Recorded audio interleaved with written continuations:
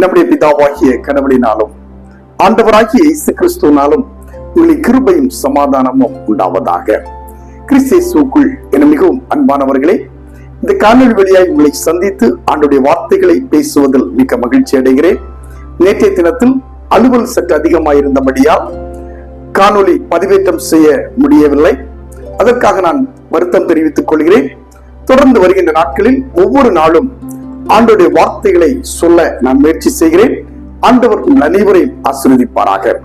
இந்த தவ நாட்களிலும் உங்களோடு பகிர்ந்து கொள்ள விரும்புகின்ற ஒரு வசனம் எபேசியரின் புஸ்தகம் 5வது அதிகாரம் 17வது வசனம்.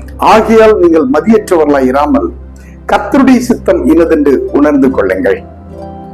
பிரபலமான நகைச்சுவை நடிகர் சார்லி சாப்ளின் ஒரு முறை தன்னுடைய சட்டை பைக்குள் தன்னுடைய கரத்தை விட உள்ளே ஒரு கை கடிகாரம் அவருடைய கரத்திலே வந்தது. சற்று திடுக்கிட்ட அவர் அந்த கை கடிகாரத்தை பரிசோதித்து பார்த்தால் தங்கத்தால் செய்யப்பட்ட கை கடிகாரம்.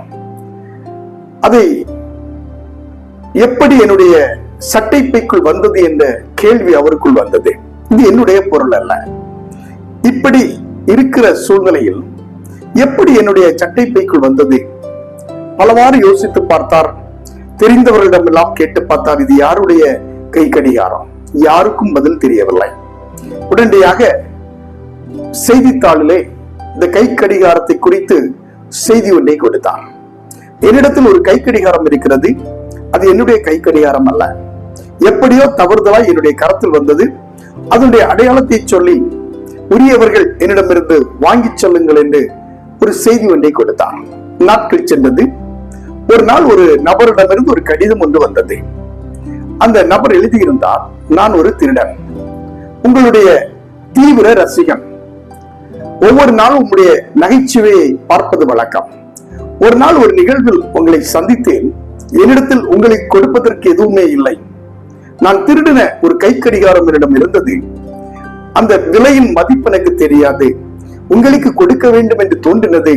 ஆகவே இந்த கை கடிகாரத்தை உங்களுடைய சட்டை பையில் போட்டவன் நான், தைரியமாய் பயன்படுத்திக் கொள்ளுங்கள், இது என்னுடைய அன்பு பரிசு என்று அந்த மனிதர் எழுதியிருந்தார். சார்லி சாப்ளினுடைய உள்ளத்திற்குள் ஒரு நெருடல்.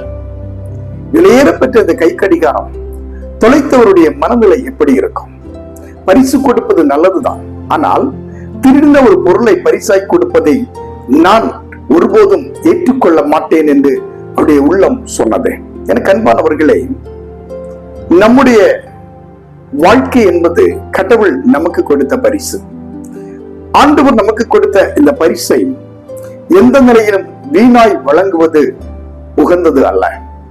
குறிப்பாக ஒரு சாதாரண ஒரு நகைச்சுவை நடிகர் தன்னுடைய வாழ்க்கையிலே தன்னுடைய விருப்பம் இல்லாதபடி ஒரு நபர் கொடுத்த பரிசை ஏற்றுக்கொள்ள மனம் மறுக்கிறது.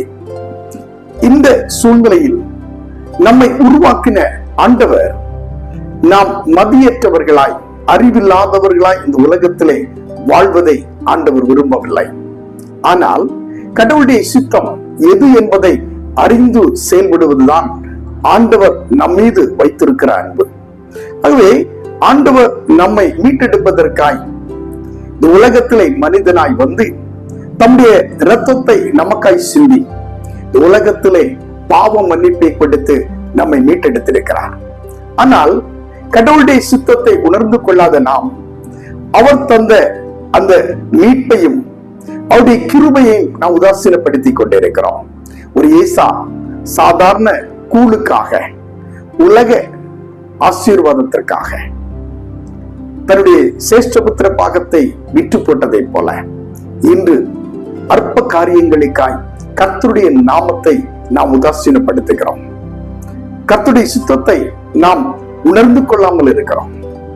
பரிசுத்த வேதம் சொல்லுகிறது, இயேசுநாதர் பிதாவின் சித்தத்தின்படியே இந்த உலகத்திலே மனிதனாய் வந்து நம்மை மீட்டெடுக்கும்படியாய் தன்னுடைய ஜீவனை கொடுத்தார் என்று சொல்லப்பட்டிருக்கிறது. நீங்களும் நானும் எப்படி இருக்கிறோம்? ஆண்டவருடைய சித்தத்தை உணர்ந்து கொள்கிறோமா? அவர் இந்த உலகத்தில் நம்மை படைத்ததற்கான நோக்கத்தை அறிந்திருக்கிறோமா? நம் மீது ஆண்டவர் எதிர்பார்க்கிற காரியங்கள் என்ன என்பதை நாம் உணர்ந்திருக்கிறோமா? ஏதோ பிறந்தோம், வளர்ந்தோம், நம்முடைய மனம் போல் நடக்கிறோம். இதை தவிர நாம் இந்த உலகத்திலே ஆண்டவருக்காய் என்ன செய்தோம்? ஆண்டவர் நம்மை பார்த்து சொல்லுகிறார், உனக்காக நான் மரித்தேன், எனக்காக நீ என்ன செய்தாய்? தன்னுடைய காயங்களை காண்பித்து, உன்னுடைய பாவங்களுக்காய் நான் காயங்கள் ஏற்றிருக்கிறேன், சிலுவையிலே 3 ஆணிகளிலே தொங்கி இருக்கிறேன், விழாவிலே கிடாவப்பட்டு இருக்கிறேன், முள்முடி சூட்டப்பட்டு இருக்கிறேன், உடலெல்லாம் பிக்கப்பட்டிருக்கிறேன்.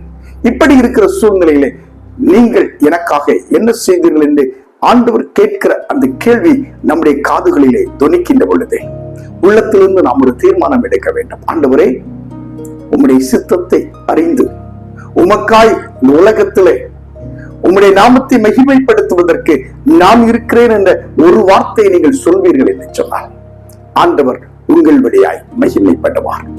மனம் திரும்புகின்ற ஒரு பாவி நிமித்தம் பரலோக ராஜ்யத்திலே மிகுந்த மகிழ்ச்சி உண்டாகும் என்று வேதம் சொல்லுகிறது.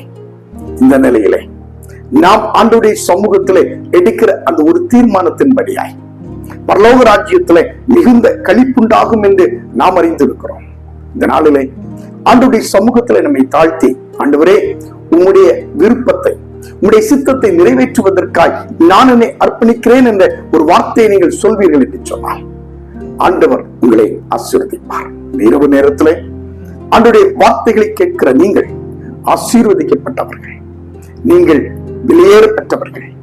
ஆண்டவருடைய விருப்பத்தை நிறைவேற்றுவதற்காய் ஆண்டவர் உங்களை தெரிந்தெடுத்திருக்கிறார்.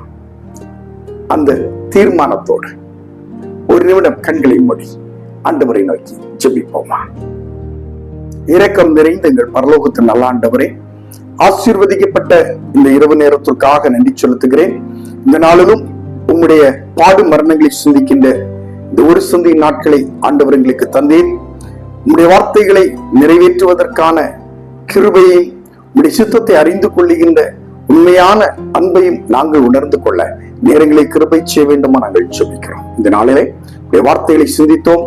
நாங்கள் அறிவற்றவர்களாய் இந்த உலகத்திலே வாழாதபடி ஆண்டவருடைய சுத்தத்தை உணர்ந்து கொண்டு உண்மையே நாங்கள் மகிமைப்படுத்தவும், உடைய நாமத்தை உலகத்திலே பறைசாட்டவும் நேரங்களை கிருபை செய்வீராக. இந்த வார்த்தைகளை கேட்கிற ஒவ்வொருவரையும் கர்த்தர் ஆசீர்வதியும், அதன்படி நடப்பதற்கான வழிகளை கர்த்தர் அவர்களுக்கு கற்றுக் கொடுப்பீராக.